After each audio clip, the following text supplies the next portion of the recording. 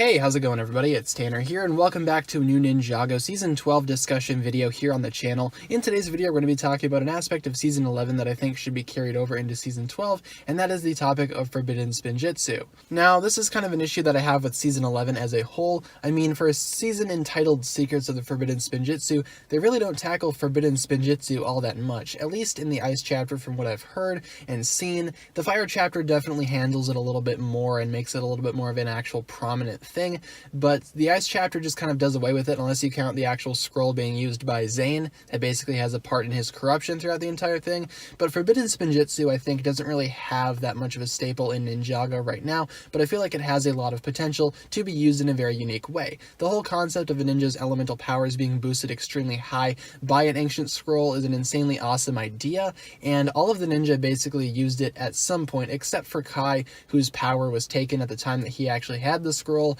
and Nia, who really just didn't use it at all for whatever reason. Lloyd used it the most, and there was some sort of hint that maybe Lloyd could get corrupted by it and turn evil, but I believe that was a little bit more of a foreshadowing and attempt to go ahead and justify Zane's story later on in the season. Of course, we saw Cole use it, we saw Jay use it, and of course we saw Zane use it, and we saw him basically fall under the influence of forbidden Spinjitzu throughout the entirety of the Ice chapter. Now, the reason I'd like for it to return in Season 12 is not only because it's a really cool concept and I really like the way that the ninja fight using the scroll. I think the scroll itself has a lot of history within Ninjago that kind of just got glanced over, and there's not really a lot, to do with that anymore. But the scrolls themselves, I'd like to know why they were created. I understand where they were created and when they were created, but why? Why were the scrolls of forbidden Spinjitzu even created in the first place? I've already done a few videos discussing that, and I believe that some of the theories in those videos might be a little bit, I guess, too far-fetched, but some of them I feel like could definitely work. The first Spinjitzu master had a lot of secrets, so what reason does he have to actually make the scrolls in the first place?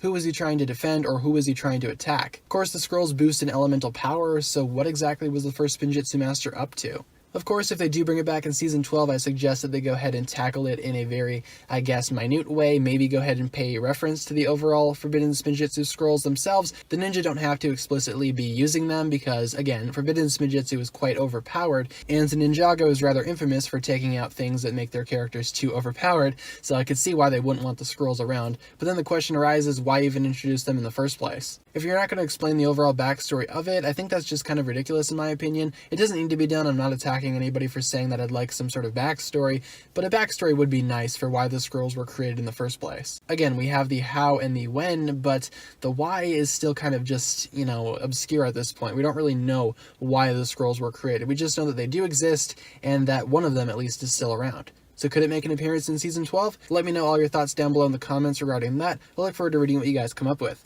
With that being said, be sure to like, comment, subscribe, do all that fun stuff, and check out the links down below in the description for my other forms of social media. As always, big shout out goes out to my Patreon supporters, including Alpdemon Studios. Thank you so much for pledging to the $5 tier. As such, you'll receive a spoken shout out and a written shout out at the end of every video. With that being said, guys, thank you so much for watching this video once again. My name is TannerFishies, and with that, I bid you farewell.